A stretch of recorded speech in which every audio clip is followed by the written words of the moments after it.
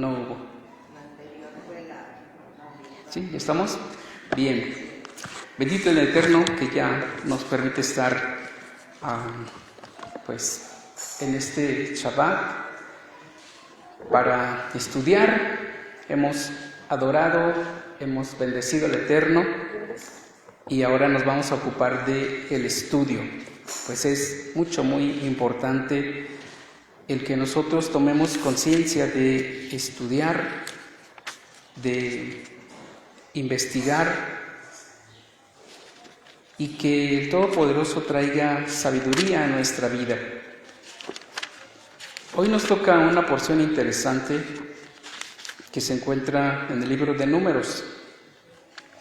Desde el capítulo 1 ya revisamos y estudiamos un poquito, luego nos vamos al capítulo 4, pero vamos a cerrar entre las dos porciones porque nos van a ayudar a hilar algo que es muy importante y que vamos a hilarlo desde el desierto, las instrucciones del desierto, hasta el tiempo de Yeshua.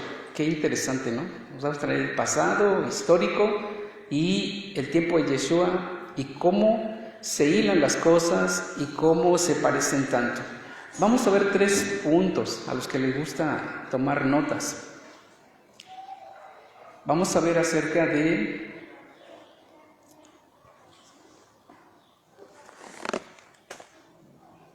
el número de los hijos de Israel, para que escriba allí, el número de los hijos de Israel, el orden, vamos a ver 3 cosas, así como en 3 columnas. El número de los hijos de Israel, en su libreta, sí, una columna, la del centro es el orden. ¿Me ayudan a bajarle un poquito a la bocina? Un poquito de volumen más abajo. Es la del lado derecho.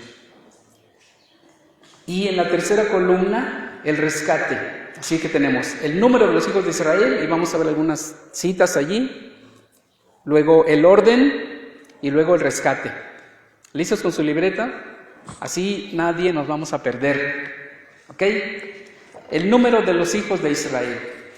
¿Qué porción? Bamidbar y Nazó. ¿Cuántos ya leyeron la porción? Pues se supone que la mayoría, todos, ¿verdad?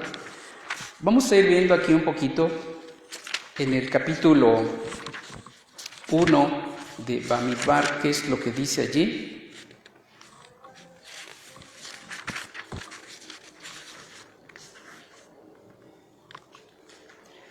Verso 1, habló Adonai a Moshe en el desierto del Sinai, en la tienda de reunión, en el primer día del segundo mes, en el año segundo de su salida de la tierra de Egipto, diciendo, haz un censo. ¿De quién? De toda la congregación. Estamos en la primera columna. ¿Cómo dice la primera columna?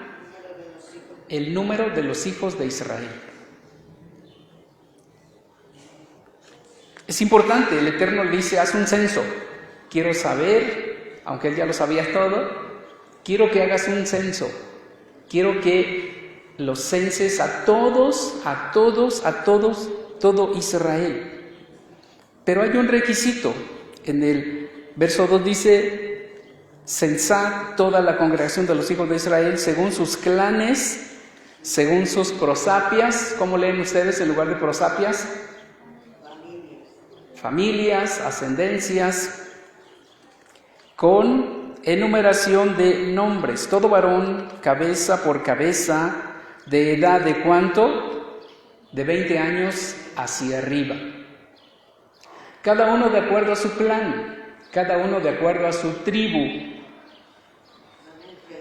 Hablamos de una sola etnia, ¿cierto?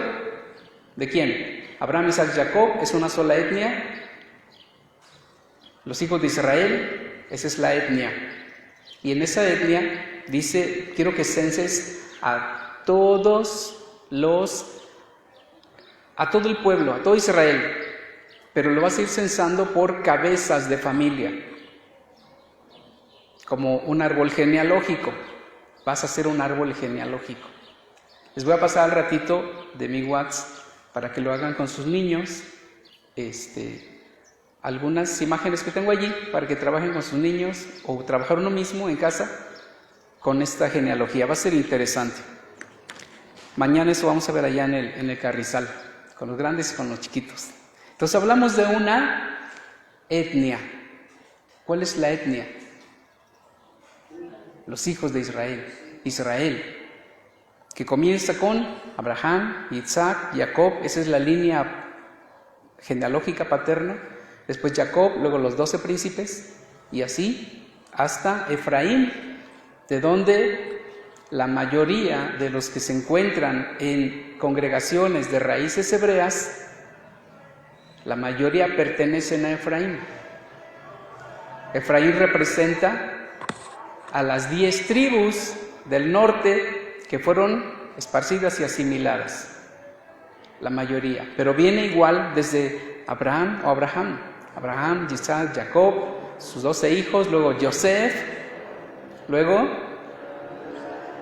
Menashe y luego Efraín, de donde viene la bendición grande, que será una multitud de gentes y que a lo largo de la historia se vuelve una multitud de etnias, pues se separó precisamente, por eso se hicieron otras etnias, pero todas ellas pertenecen a Efraín. Efraín es punto importante para el estudio y para el entender la parte histórica y la parte profética. Bien, estamos en el capítulo 1, vamos al capítulo 2. ¿Qué dice el capítulo 2? Toma un censo, cada hombre junto a su estandarte. Es decir, ya están por clanes, por familias, por prosapias. Y cada uno tiene que alinearse a su estandarte. Aquí los tenemos, ¿recuerdan? Tenemos allí a Yehudá. ¿A qué punto cardinal? Al norte, ¿cierto? Yehudá, Isahar y Zebulón. Luego, de este lado, ¿qué punto cardinal tenemos? El este. Sur, norte. Allá está el norte, ciertamente. En el norte, ¿quién tenemos? A ver. Neftalí. ¿Quién desapareció? Dan y Asher. Norte. Al sur, ¿a quién ven allá en el sur?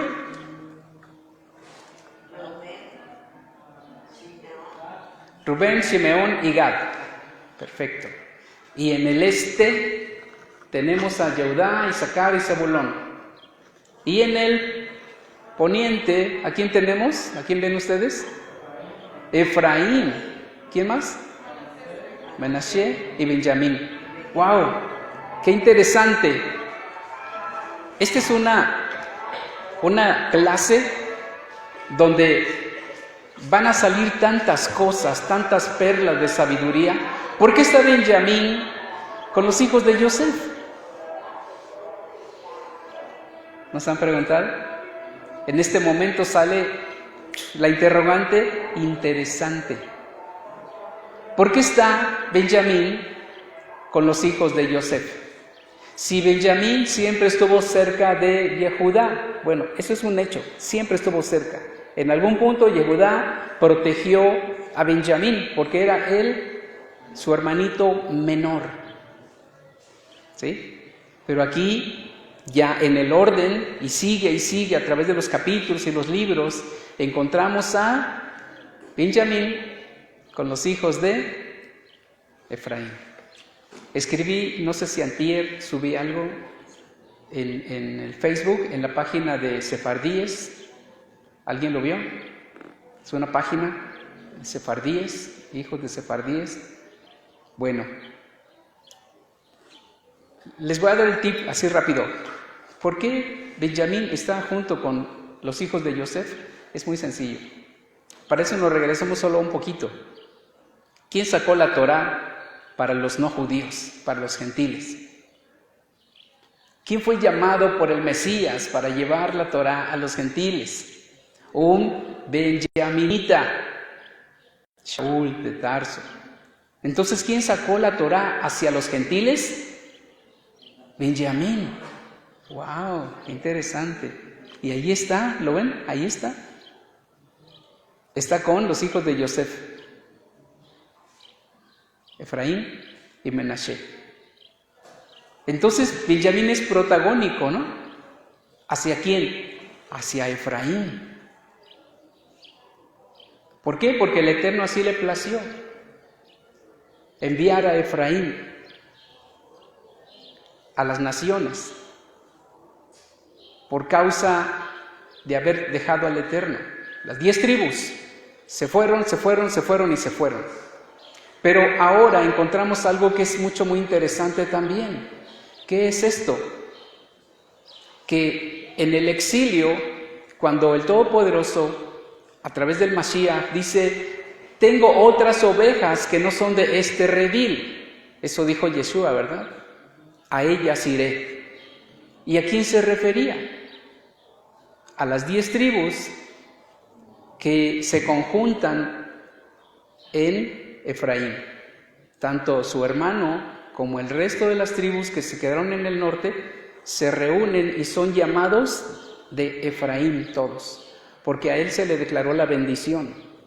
En Efraín, quien será multiplicado, y ya no se menciona el resto de las tribus, y proféticamente en Efraín tienen que juntarse todos los no judíos que creen en Yeshua. Son tomados en cuenta en Efraín, en la tribu de Efraín. Por ahí comienza. ¿Por qué? Porque ya no son gentiles. El cristianismo sigue diciendo: nosotros somos gentiles y nosotros somos gentiles. ¿Cuándo van a entender que ellos tienen que saber que son Efraín y tienen que actuar como Efraín, pensar como Efraín, vivir como Efraín, como una de las tribus de Israel, y dejar todo el paganismo, venir a la Torá y venir al Mesías Yeshua? Es tiempo de que se despejen las incógnitas y entiendan que son parte del pueblo. Romanos 11 dice que hay que injertarse, deben de injertarse en el olivo. ¿Y cómo comienza este injertarse? Reconociendo que son pueblo de Israel y que su bandera es Efraín. Ese es su estandarte. Bajo ese estandarte tiene que estar todos los grupos, todas las comunidades mesiánicas de todo el mundo, deben estar bajo la bandera de Efraín. Pues Efraín o Israel, pues es el padre de todos. Es donde se encuentra esa otra casa, ¿no? Casa de Judá es una. Con Judá, con Leví y con Benjamín representan la casa de Judá. ¿Con Benjamín? Sí, con Benjamín. Pero Benjamín fue tomado y fue enviado, así como Shaul. Shaul fue escogido de la tribu de Benjamín para llevar el evangelio, las buenas noticias al mundo gentil, comenzando con los esparcidos de las 10 tribus. Él sabía dónde ir. Había conocimiento de dónde estaba esa sangre aún mezclada, entre qué pueblos, él lo sabía. Por eso iba a ciertos lugares, donde incluso ya había una sinagoga. Entonces, es muy interesante, pues el número de los hijos de Israel, el Eterno lo tiene en su mente, Él sabe cuántos son, tanto en Efraín, bajo la bandera de Efraín, como bajo la bandera, el estandarte de Judá. Por eso es importante saber el número. Ya vimos entonces, ¿no? Un poquito. Vamos al capítulo 2 otra vez. Habló Adonai a Moshe y a Aarón diciendo: cada hombre junto a su estandarte, con emblemas, según su prosapia. Habrán de acampar los hijos de Israel a distancia alrededor de la tienda de reunión. Habrán de acampar. Y los acampantes al frente, hacia el este, en el estandarte del campamento de Yehudá, según sus huestes. ¿Cierto? ¿Quién más? Isahar y Zabulón. ¿Hacia dónde?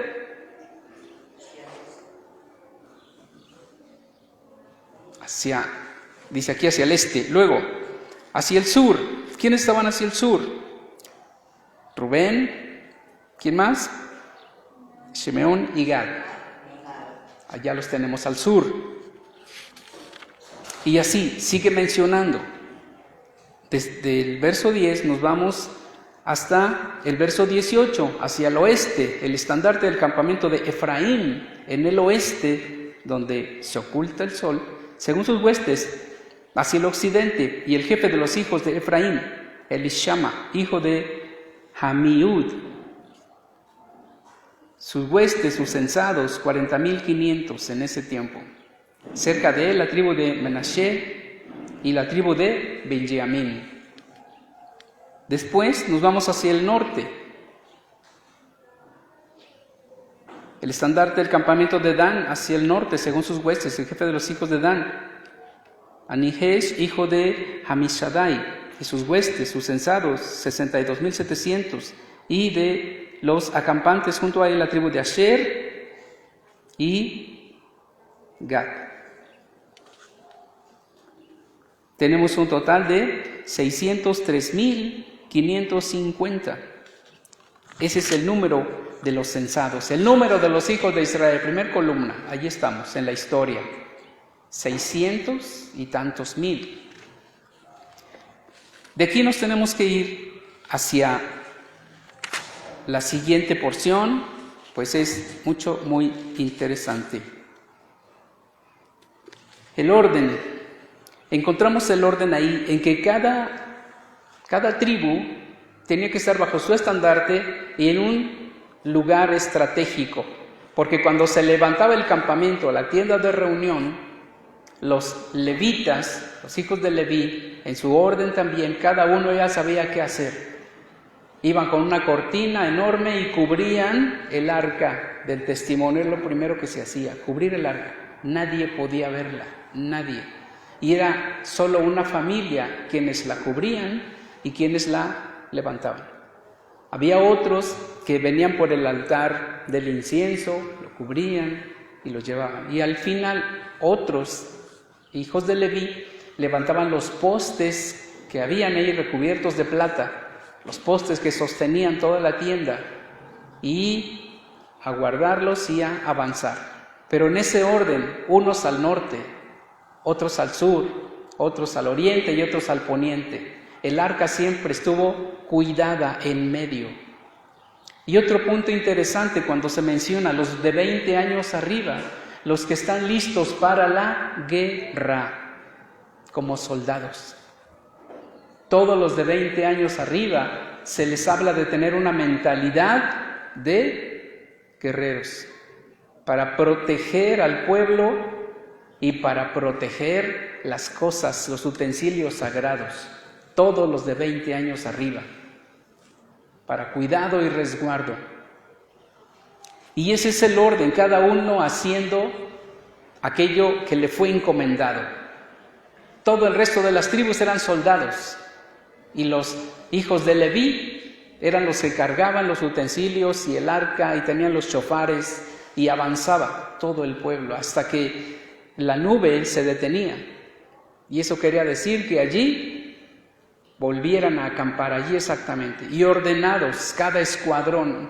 No había de que a mí me gusta aquí y a mí me gusta acá, todos alineados. Había un príncipe por cada prosapia, y él decía: aquí, en este lado vamos a acampar, alrededor todos, y él ponía el orden. Así es que encontramos el número de los hijos de Israel, el orden que existía, pero un rescate.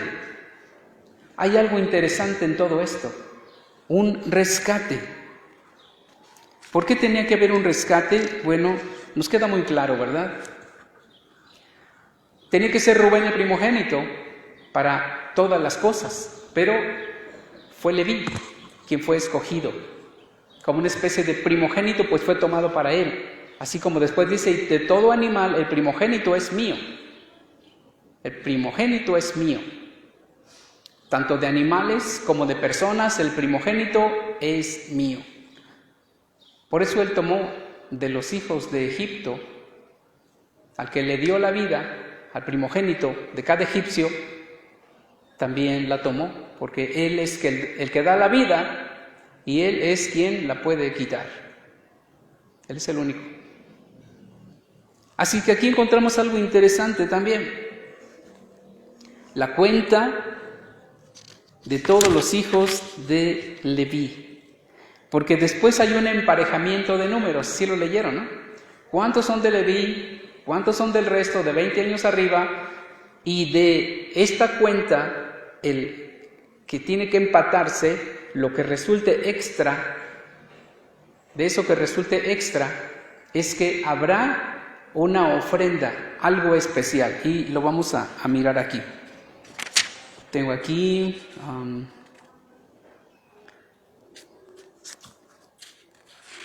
la cuenta y el rescate del primogénito. Ok, estamos en el capítulo 3 todavía de Bamidbar. Vamos a ir en este punto de la historia, en el rescate. Vamos al capítulo, el verso 43 del capítulo 3. ¿Cómo lo leemos allí?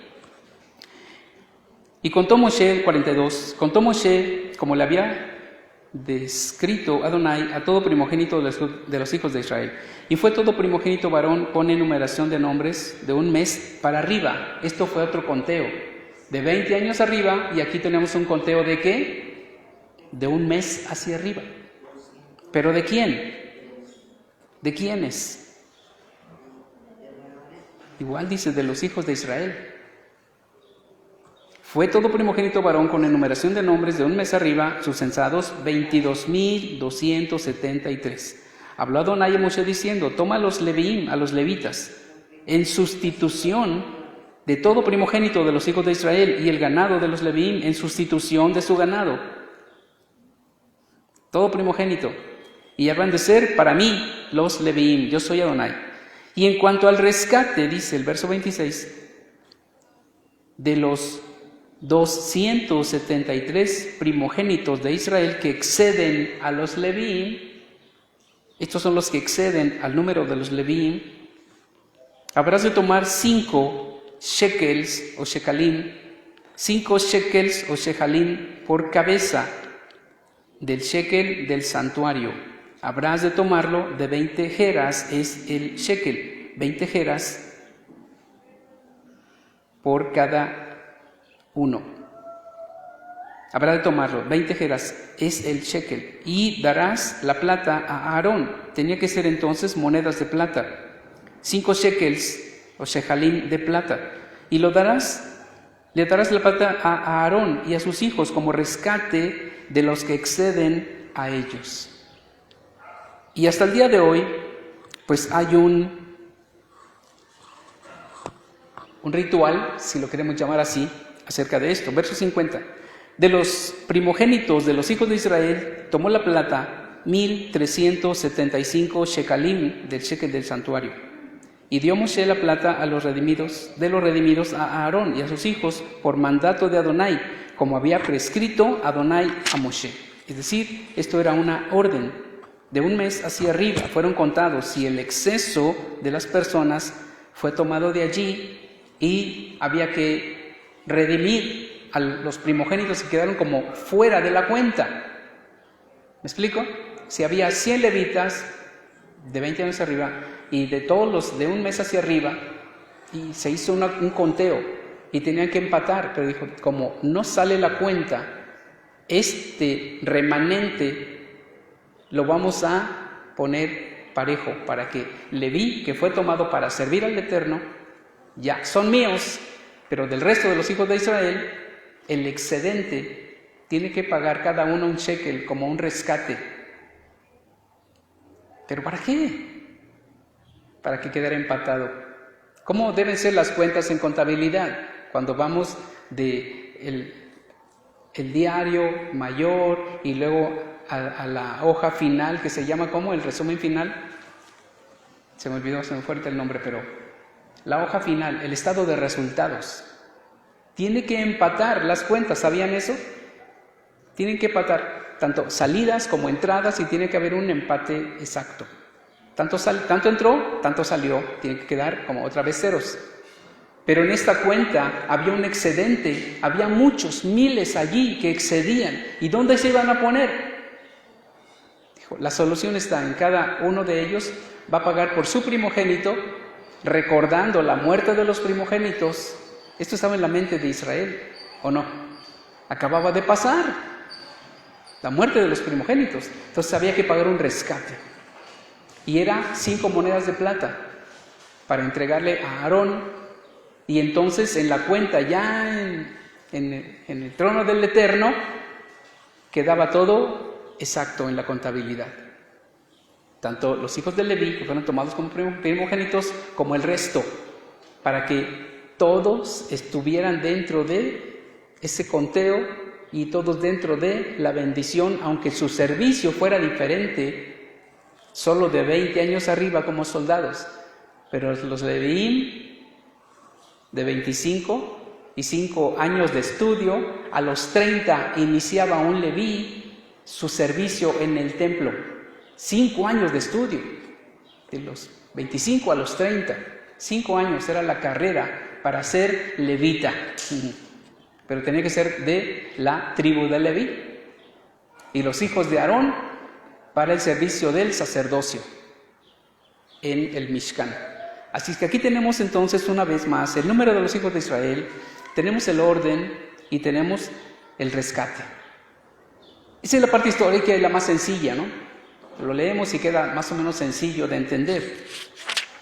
Ahora nos vamos a la siguiente porción, Nasó. La porción Nasó, que se encuentra en el capítulo 4 y en el verso 21, allí comienza. Habló Adonai a Moshe diciendo, censa a los hijos de Gershón, también a ellos, según sus prosapias, según sus clanes, de edad de 30 años arriba hasta la edad de 50 años, los habrás de censar. Todo el que viene para prestar servicio en el ejército, para realizar trabajo en la tienda de reunión, este será el servicio de las familias de los gershonitas, para servir y para cargar. Está tomando un ejemplo, porque eran Gershón, hijo ¿de quién? ¿De quién era hijo Gershón? De Aarón, pero lo toma como ejemplo, para que ese ejemplo sirva para todos los demás. De aquí que es importante esto. Cuando encontramos los principios espirituales de la Torah, encontramos un principio y lo entendemos, podemos entender mucho de la Torah, porque si entendemos el principio, entendemos el resto de lo que tiene que ver con ese asunto. Algo que ha costado trabajo a veces es el distinguir entre Yom Kippur y Shabbat, que son los días en que no se trabaja ni se enciende fuego, ¿cierto? Shabbat y Yom Kippur. Esos son así, específicos. Pero en las festividades decimos que es Shabbat, ¿no? O se vuelve un Shabbat o un Shabbatón. Pero hay una diferencia, porque en festividad o en Shabbatón sí se puede cocinar. Pero, aunque no se puede trabajar, sí se puede cocinar. Pero no se puede ir por el pollo, matar al pollo, calentar al pollo, desplumar al pollo y luego prepararlo. Lo único que se puede hacer es tomarlo del refrigerador, ya muerto, ya desplumado, ¿sí me explico? Ya cortado, y solo ponerlo en la olla. Hay una diferencia que parece pequeña, pero es un trabajo, y ahí está la diferencia de no hacer trabajo, de ir a perseguir al pollo, ¿me explico? Ese es un trabajo. Pero el preparar cada uno para su alimento, eso no es trabajo. ¿Alimentarse es trabajo? ¿No? Pero hacer toda la preparación, ir por todos los ingredientes, sí es trabajo, es ser cocinero. Preparar desde ir por el pollo, ir a perseguir el pollo. Pero ya cuando está el pollo allí muerto, limpio, o un pescado que ya se abrió, se le quitaron las escamas, se quitaron las tripas y lo tiene ahí en el refri, es diferente. ¿Explico? Totalmente diferente. Lo mejor es que no sea ni pollo ni pescado, porque tiene que encender fuego. O le ponemos la famosa parrilla. ¿Qué es lo mejor? Que se pueda comer tal como está del refri. Es lo mejor. Y por unos frijoles frescos, sacarlos frescos del refri y comerlos frescos, fresquecitos, ¿no? Una sopa fría que ya la tienes allí. No estás con el cuchillo, corte, ya está allí. Ensalada ya está en el refri, ya nada más la sacas el sábado, vas por tu tenedor, le pones un poco ¿de qué? ¿Qué se le pone? Ay, hasta me está dando hambre. ¿De qué? Aderezo. Tu aderezo ahí, y le picas algo ahí, un quesito, y ya, es que ya está listo. Ya no vas a ir a la granja o al terreno para ir por la lechuga. Ya está listo. Por eso dice cada uno para preparar su alimento. Porque eso, alimentarse no es un trabajo. Alimentarse es una necesidad. Por eso el Shabbat, como hoy, está prohibido trabajar. Y está prohibido encender fuego. ¿Pero por qué? Porque es el día de Adonai. Nada nos debe de importar más que venir a estudiar, cantar, adorarle, estar con los hermanos y que termine el Shabbat y decir gracias por este día de descanso. Y tú me bendecirás en esta obediencia en el resto de la semana. Yo no me voy a preocupar, sino solo de obedecerte. Así entonces, en este orden que hemos visto, cuando entendemos los principios espirituales, podemos entender muchas cosas. Muchas cosas. Y es que preocupémonos por entender los principios espirituales. ¿Qué quiso decir con esto? Y con esto, ¿qué quiso decir? Y lo entiendo, entonces puedo entender en diferentes situaciones que tiene que ver con ese principio espiritual. ¿De acuerdo? Muy bien. Decía que esta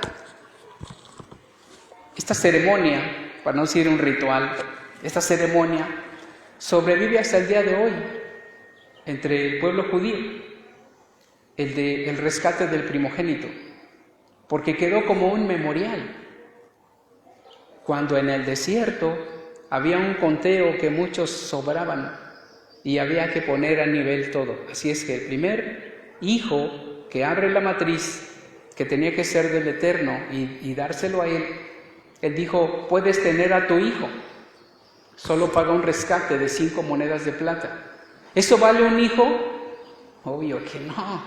¿Cuánto puede valer un hijo? Según cuánto lo ames, Pero esto es simbólico, obviamente.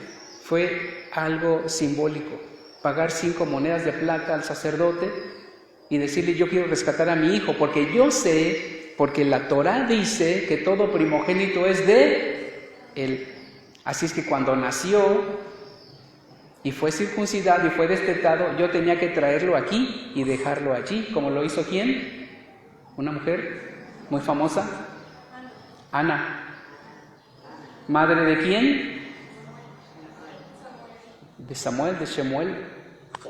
Ella no fue a regalarlo ni a venderlo, ella fue a entregarlo, porque era de él. Todo primogénito es de él. Pero dice, hay una manera en que puedas tener a tu hijo primogénito de regreso. ¿Lo quieres? Traes 5 monedas de plata al sacerdote, simbólico, y te lo llevas para que lo cuides, para que sea tu primogénito. Entonces, todo esto es interesante, porque nos recuerda el que todos, no solo nuestro primogénito, todos fuimos rescatados. Se pagó un rescate por nosotros. Yeshua pagó ese rescate con su vida en el madero. Pero el llevar a cabo esta ceremonia por un solo hijo, por el primogénito, nos recuerda también ese sacrificio que él hizo. Así es que 5 monedas de plata no es nada porque él nos rescató. 5 monedas de plata no es nada porque no vale eso tu hijo. Pero es una manera de recordar que él es el dueño de todos, pero de tu primogénito también. Es decir, gracias. O sea, con 5 monedas no pago por mi hijo, pero es un acto simbólico y espiritual. Por eso es importante. Vamos entonces ahora a la parte del Brit Hadashah. Bueno, hay una nota, déjenme leerla aquí, 7:85. Hay una nota interesante en esta Torá de Mordejai Ederi, se las recomiendo muchísimo, es una Torá muy buena, con notas de Mordejai Ederi, la pueden descargar de internet, y si no está allí, pues nos contactan. Ok.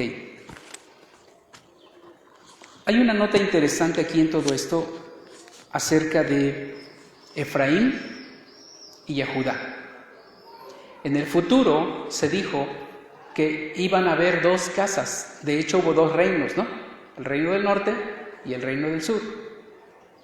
En su momento hubo envidia, hubo cosas así como envidia, y el reino del norte empezó a hacer las cosas a su manera. En cada fiesta tenía que ir todo el mundo a Jerusalén, al reino del sur. Pero esto empezó a incomodar en el reino del norte y dijeron, bueno, ¿por qué no que ellos se reúnan en el sur y nosotros acá en el norte? ¿Por qué no nosotros también tenemos sacerdotes como los del sur? Y entonces se rompió esa hermandad y surgieron dos casas. Una que abandona el orden, el norte, y la otra que queda manteniendo el orden hasta el final. Hay una nota interesante aquí, se las voy a leer. Hablando acerca de Rubén, 1 Crónicas 5:1. Los hijos de Rubén, primogénito de Israel, ya que él era el primogénito, pero al profanar el lecho de su padre, le fue dada la primogenitura a los hijos de Yosef, eso lo sabemos, hijo de Israel. Mas no para adjudicarse la primogenitura, pues Yehudá destacó siempre como valiente entre sus hermanos. El gobernante será de él. ¿De quién iba a salir un gobernante para todo Israel? De Yehudá, y ya estaba profetizado también a través de los años, que de Yehudá siempre habría un principal. Bueno, porque el Eterno ya sabía todo, que en el norte iban a desviarse y Él los iba a enviar por todas las naciones como vendidos, como cautivos, como esparcidos. Pero en Judá siempre quedó un líder, siempre. Y se mantuvo ese líder hasta que vino el rey David, quien unificó por un momento el reino, y que es una figura del Mesías también, quien unificará a las dos casas de Israel, a los esparcidos, con Judá. Pues Él es el líder de Judá y Él es el líder de Efraín con las 10 tribus. Él lo hará. Pero bueno, hay un proyecto en todo esto. Así que como existe este asunto de las dos casas, y es verdad, aunque muchos judíos lo niegan, pero esto es una realidad histórica, y aquí hay un comentarista, es un rabino, ya falleció hace poco, judío, y que destaca aquí en su comentario que es real, dos casas de Israel, aunque muchos lo quieran negar. Esa realidad de que la tribu de Judá iba a desempeñar un papel protagónico en la conducción del pueblo de Israel. Desde el capítulo 2 del libro de Números, resulta que la tribu de Judá iba a la vanguardia, abriendo la marcha de las tribus de Israel a través del desierto. Por otra parte, veremos cómo a través de la historia bíblica, los hijos de la tribu de Efraín, hijo de Yosef, luchan por asumir funciones protagónicas en nuestra historia.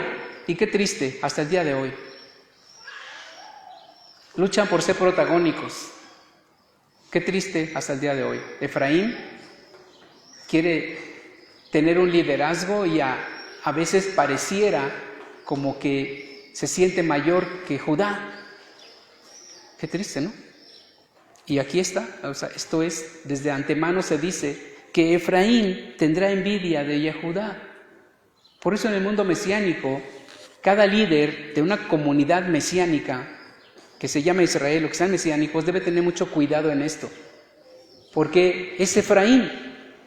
Y Efraín debe tener cuidado de no tener envidia de Yehudá y querer ser el protagónico y querer diciendo como que si supieran más que Yehudá. Y no estoy hablando de los rabinos, del rabinato, sino en términos generales.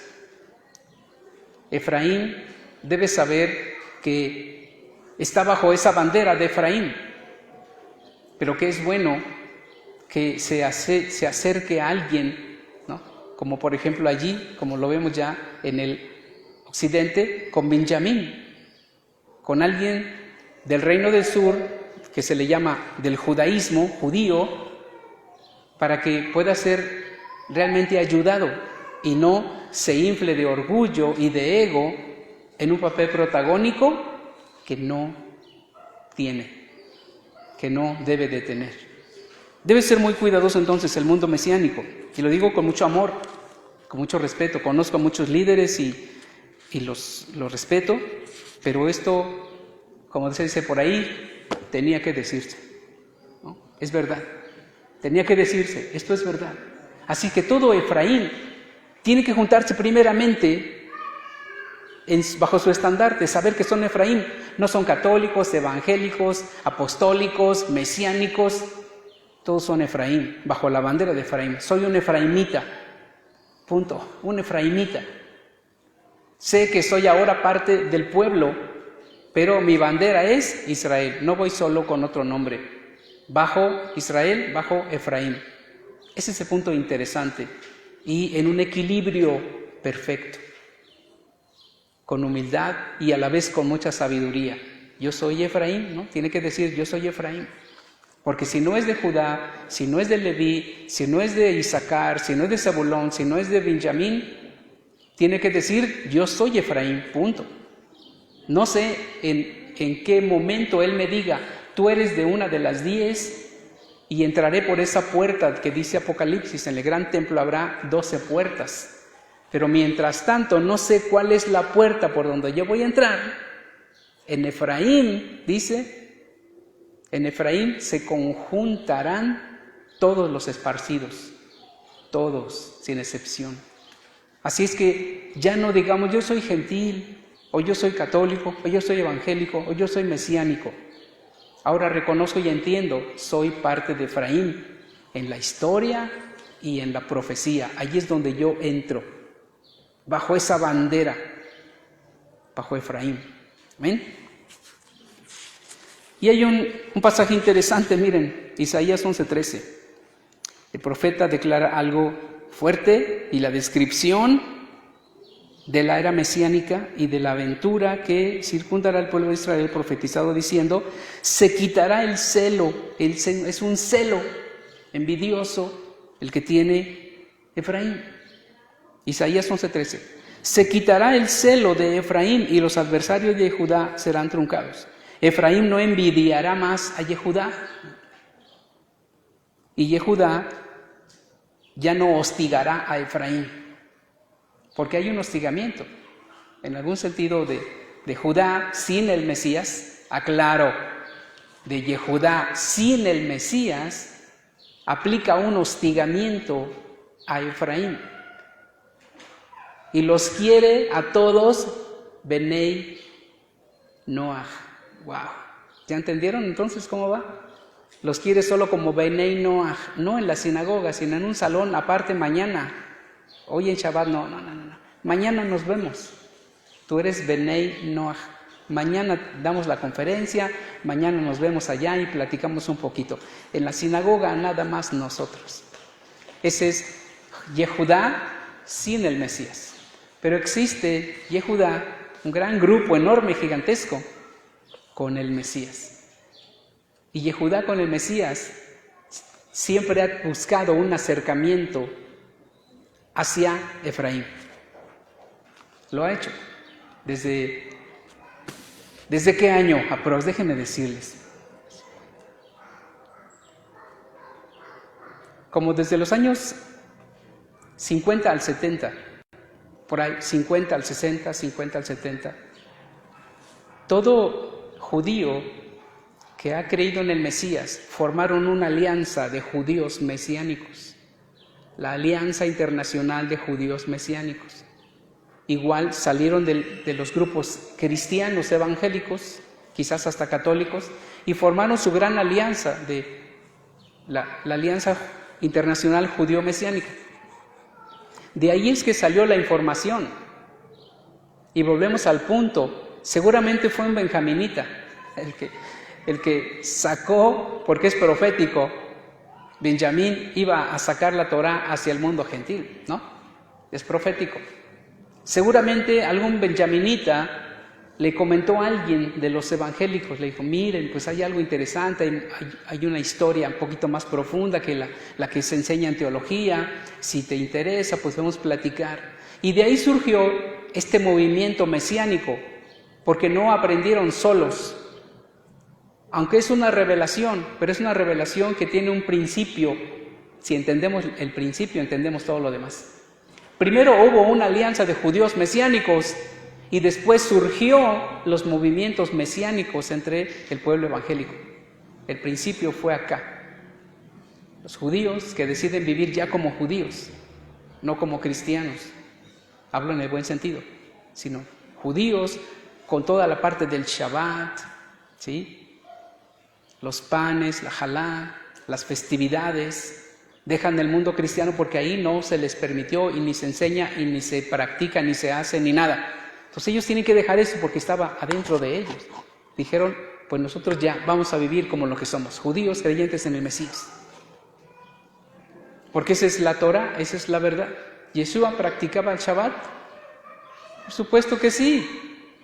¿Comía pan en jalá? Por supuesto que sí.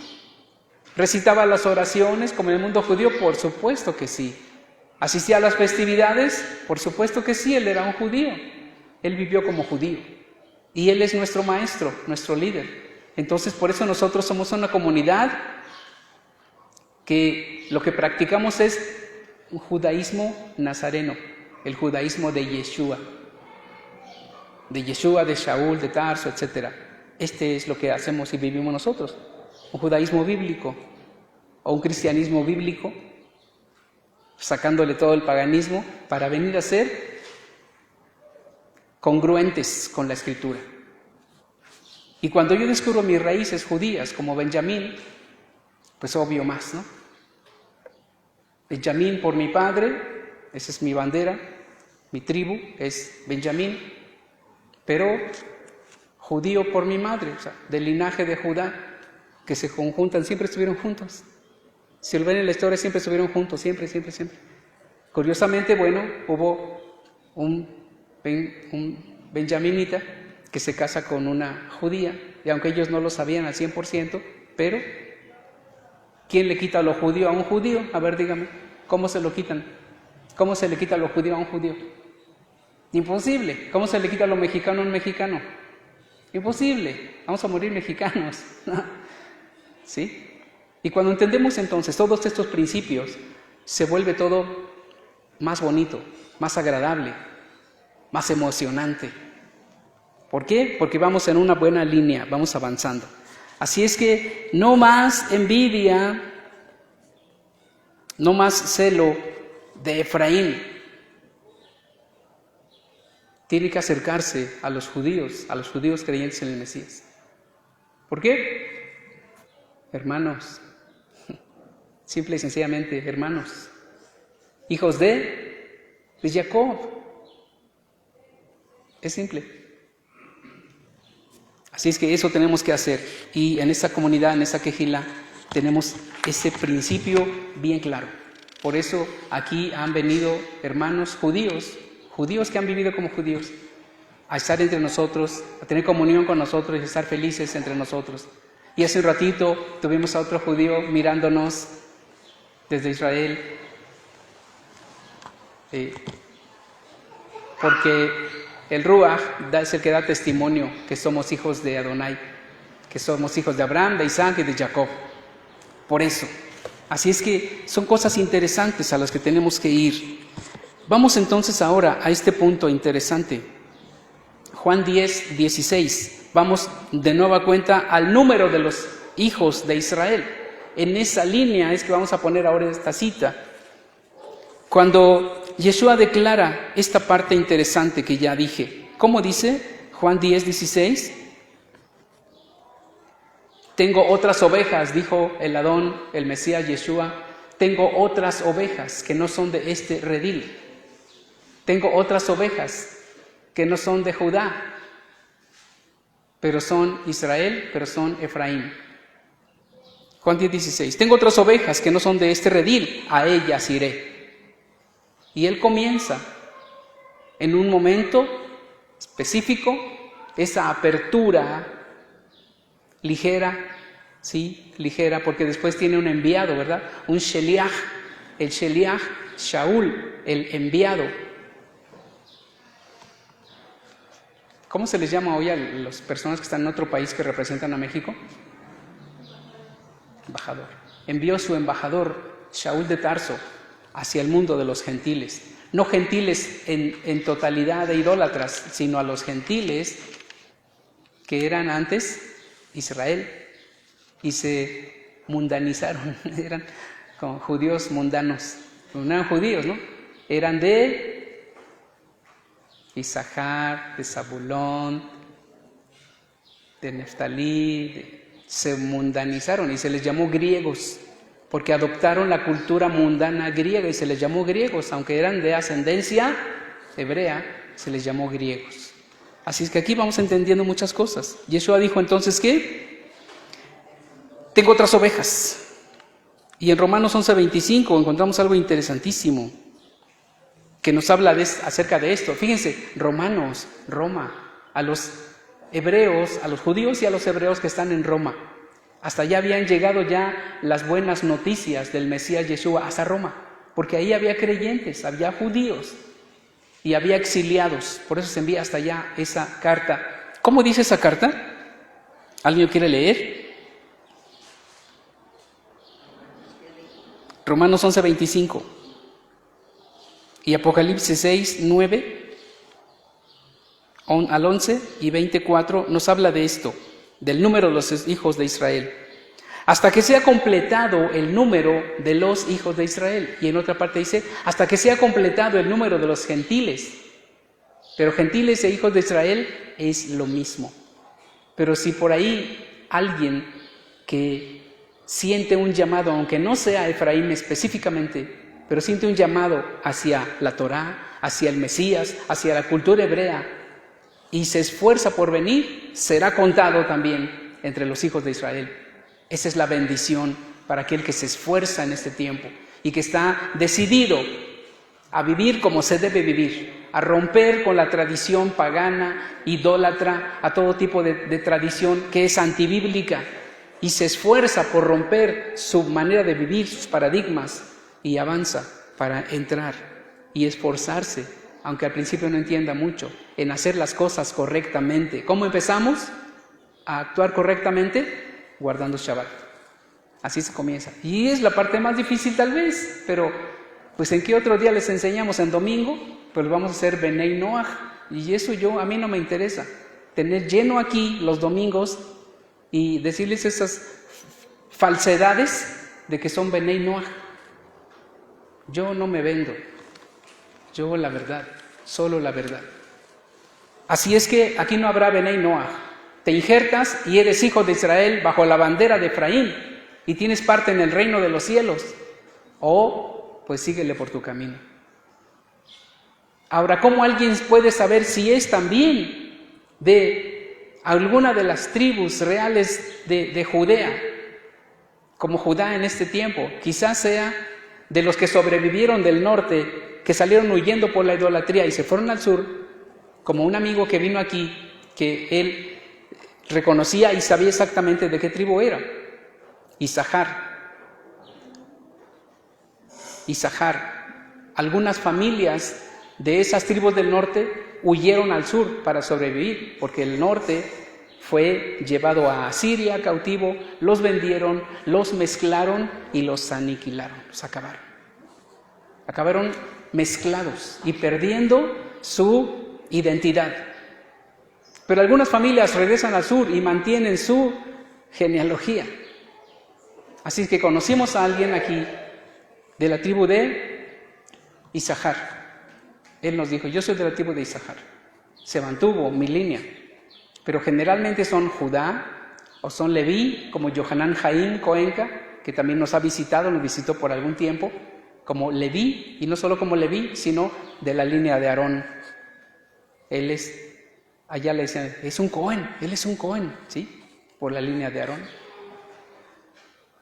Y algunos otros, benjaminitas, conocí a algunos en la Ciudad de México, o benjaminitas, pues yo soy uno de ellos, fui rescatado. Yo reconozco mi línea como Benjamín. Pero los que no, los que vienen a Efraín son mis hermanos, son parte del pueblo, hijos de Jacob. Y en el transcurso, algunos de ustedes, quizás el Eterno les revele que sí son de alguna tribu en específico.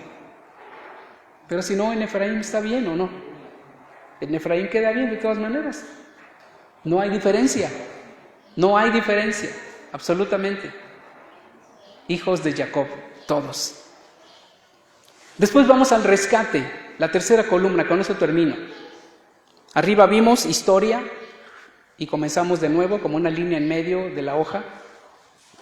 A la mitad encontramos el número de los escogidos. Yeshua dijo, tengo otras ovejas. O sea, del número de los escogidos faltan muchos. No crean que el sur son todos. No, tengo otras ovejas que no son de este redil. A ellas iré y las voy a ir a traer, porque falta mucho número, porque a Abraham se le dijo, tus hijos serán como las estrellas del cielo en la noche, como la arena del mar. Entonces falta muchísimo pueblo, muchísimo. En el orden, él establece 12 sheliachim, 12 enviados, 12 apóstoles, como se lee en muchas versiones, porque él envió sus embajadores. Hay un orden. Ellos eran guerreros, soldados, sí, les dio autoridad por sobre toda fuerza del enemigo. Hollará serpientes y escorpiones, se les dijo. Pondrá las manos sobre los enfermos y sanarán. Tienen poder como soldados, como ejército poderoso. Y son enviados hacia las ovejas perdidas de la casa de Israel. La mayoría se quedó ahí en el reino del sur. Kefa tuvo una probadita, ¿verdad? Cuando fue con aquel hombre Cornelio, cuando fue con aquel hombre y dijo, es que yo soy judío, yo no puedo mezclarme con los no judíos. Pero el Eterno le dio una sorpresa. Le dijo que tenía pueblo aún entre los romanos. Que ahí había pueblo. Por eso la carta a Roma. Qué interesante, ¿no? En Roma, proféticamente, en ese tiempo, igual en Roma, lo que representa Roma, ¿qué representa Roma? La Iglesia Católica. La Iglesia Católica, mezclada con paganismo. Pues ahí hay mucho efraimita, mucho pueblo, pero ellos no lo saben. Por eso tenemos que ir a compartirles, como enviados, como sheliachim, tenemos que ir a compartirle a los católicos. Porque quizás si descubran que son Efraín y salgan de todo eso y se pongan bajo la bandera de Efraín, tenemos que ir por ellos. En el cristianismo evangélico, pues no se diga, ¿de dónde sale el cristianismo evangélico? De Roma. ¿O de dónde salió? ¿De los griegos? No, salió de Roma. Salió del catolicismo. Y no ha dejado toda la doctrina católica. Igual lo digo con todo respeto, creo que no me estoy excediendo, es correcto. Tiene mucha doctrina católica el pueblo evangélico. Tiene que acabar de salir. Tiene que acabar de salir de allí y retomar verdaderamente la palabra del Eterno. Limpiarse de toda contaminación de carne y de espíritu para venir a ser Efraín, para venir a ser esa segunda casa. No porque sea la segunda en importancia, pero hay dos. Una es Judá y otra es Israel o Efraín. El rescate. Fuimos rescatados y por precio, por la sangre del Mesías. Todos. Pero tomamos conciencia de esto y nos volvemos hacia nuestra cultura. La voz de la Torá. ¿Cómo se dice en hebreo la voz de la Torá? Kol Torá. Cultura, Kol Torá. Interesante, ¿no? Entonces, tiene que venir a la cultura, a la voz de la Torá. Yeshua es la voz de la Torá. y a la Torá también, a la Escritura, a las instrucciones. Para ser parte del pueblo tiene que haber un esfuerzo. Y luego esta parte del rescate. Fuimos rescatados ya por Yeshua, ya no tengo que dar 5 monedas de plata. No, esto es simbólico, porque no vale 5 monedas. Imagínate, fuiste comprado con el precio de la sangre del Hijo de Dios. O sea, por favor, ¿qué son 5 monedas? Es un acto simbólico nada más, pero está en las Escrituras. Es cultura, la cultura del pueblo de Adonai. ¿Eres del pueblo o no eres del pueblo? Así como más sencillo, ¿verdad? Si eres del pueblo, actúas como pueblo. Y te esfuerzas por actuar y por vivir como pueblo, si es que crees que eres pueblo. Nos esforzamos por vivir como pueblo. Así es que tenemos estas premisas importantes. El número de los hijos de Israel no se ha completado, pero nosotros somos enviados, porque ahora en nosotros, aunque no somos de la tribu de Leví, ¿qué dice la Escritura? Que hará de su pueblo jueces, príncipes y sacerdotes, Kohanim.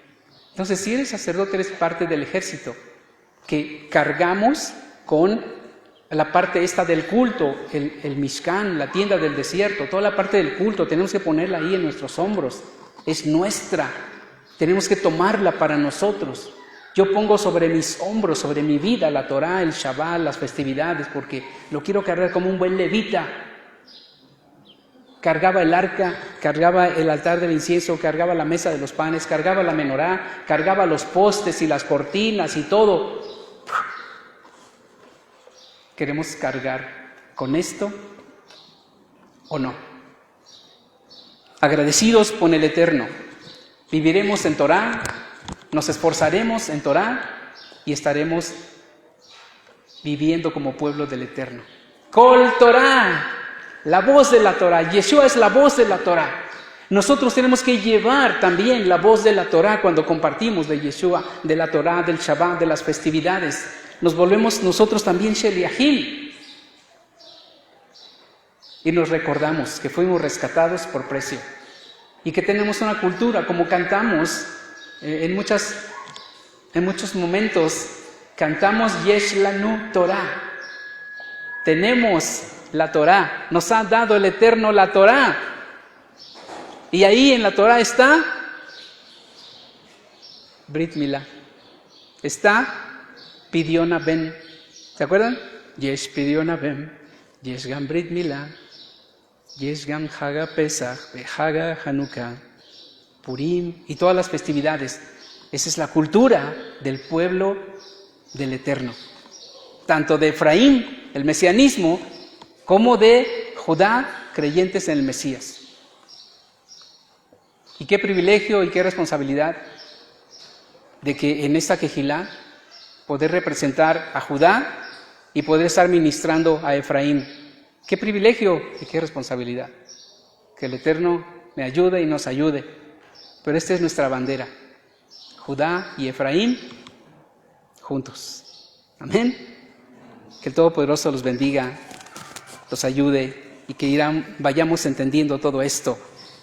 Que Él sea bendecido para siempre. Amén. Pónganse de pie y vamos a recibir la bendición de Adonai, de nuestro Elohim. Yevarejeja Adonai Yahweh Beishmereja, Yaer Adonai Panabeleja, Bijuneja. Yisa Adonai Panabeleja, Beyasem Leja Shalom, Beshem Yeshua Meshicheinu. Yeshua Sar Shalom. Yeshua Ben Elohim. Yeshua Melech Israel. Amén. Amén. Aleluya. Gracias, Padre eterno. Gracias, Adonai. Bendito eres. Que en este Shabbat su Shalom llene nuestras vidas y que haya paz en su hogar, que haya paz en sus corazones y que haya cada día un esfuerzo de ir creciendo, de ir avanzando, de ir mejorando. Y a Él sea la honra, la alabanza y la exaltación por siempre. Amén. Amén. Aleluya.